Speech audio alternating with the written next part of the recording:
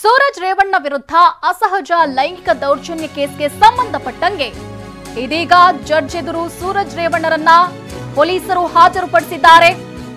ಜನಪ್ರತಿನಿಧಿಗಳ ವಿಶೇಷ ನ್ಯಾಯಾಲಯದ ಜಡ್ಜ್ ಎದುರು ಇದೀಗ ಪೊಲೀಸರು ಸೂರಜ್ ರೇವಣ್ಣ ಅವರನ್ನ ಹಾಜರುಪಡಿಸಿರುವಂತದ್ದು.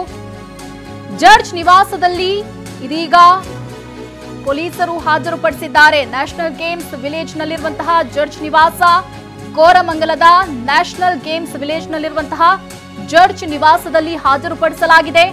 ಹಾಸನದಿಂದ ಕರೆತಂದು ಇದೀಗ ಸೂರಜ್ ರೇವಣ್ಣ ಅವರನ್ನ ಜಡ್ಜ್ ಮುಂದೆ ಹಾಜರುಪಡಿಸಲಾಗಿದೆ. ಅಸಹಜ ಲೈಂಗಿಕ ದೌರ್ಜನ್ಯ ಪ್ರಕರಣಕ್ಕೆ ಸಂಬಂಧಪಟ್ಟಂಗೆ ಸೂರಜ್ ರೇವಣ್ಣ ಅವರ ವಿರುದ್ಧ ಕೇಳಿಬಂದಿರುವಂತಹ ಆರೋಪ ಇದು. ಈ ನಿಟ್ಟಿನಲ್ಲಿ ಪೊಲೀಸರು ವಿಚಾರಣೆಯನ್ನ ನಡೆಸುತ್ತಿದ್ದಾರೆ. ಇದೀಗ ಜಡ್ಜ್ ಎದುರು ಸೂರಜ್ ರೇವಣ್ಣ ಅವರನ್ನ ಪೊಲೀಸರು ಹಾಜರುಪಡಿಸಿರುವಂತದ್ದು. ಹಾಸನದಿಂದ ಬೆಂಗಳೂರಿಗೆ ಕರೆತಂದಿದ್ದಾರೆ. ಇದೀಗ ಜನಪ್ರತಿನಿಧಿಗಳ ವಿಶೇಷ ನ್ಯಾಯಾಲಯದ ಜಡ್ಜ್ ಎದುರು ಜಡ್ಜ್ ಅವರ ನಿವಾಸದಲ್ಲೇ ಇದೀಗ ಪೊಲೀಸರು ಸೂರಜ್ ರೇವಣ್ಣ ಅವರನ್ನ ಹಾಜರುಪಡಿಸಿರುವಂತದ್ದು.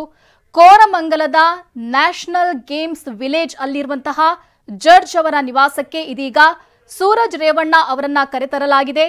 ಜಡ್ಜ್ ಅವರ ಮುಂದೆ ಹಾಜರುಪಡಿಸಲಾಗುತ್ತೆ. ತದನಂತರದಲ್ಲಿ ಜಡ್ಜ್ ಅವರು ಸೂರಜ್ ರೇವಣ್ಣ ಅವರನ್ನ ನ್ಯಾಯಾಂಗ ಬಂಧನಕ್ಕೆ ಒಳಪಡಿಸಲಾಗುತ್ತಾ ಅಥವಾ ಪೊಲೀಸರ ವಿಚಾರಣೆಗೆ ನೀಡಲಾಗುತ್ತಾ ಇದರ ಬಗ್ಗೆ ಸೂಚನೆಯನ್ನ ಜಡ್ಜ್ ನೀಡ್ತಾರೆ. ಸದ್ಯಕ್ಕೆ ಅಸಹಜ ಲೈಂಗಿಕ ದೌರ್ಜನ್ಯ ಪ್ರಕರಣಕ್ಕೆ ಸಂಬಂಧಪಟ್ಟಂಗೆ ಈ ಆರೋಪವನ್ನ ಎದುರಿಸುತ್ತಿರುವಂತಹ ಸೂರಜ್ ರೇವಣ್ಣ ಅವರನ್ನ ಜಡ್ಜ್ ಮುಂದೆ ಹಾಜರುಪಡಿಸಿರುವಂತದ್ದು. ಹಾಸನದಿಂದ ಅವರನ್ನ ಬೆಂಗಳೂರಿಗೆ ಇದೀಗ ಕರೆತರಲಾಗಿದೆ. ದೃಶ್ಯದಲ್ಲಿ ನಾವು ಗಮನಿಸುತ್ತಿರಬಹುದು.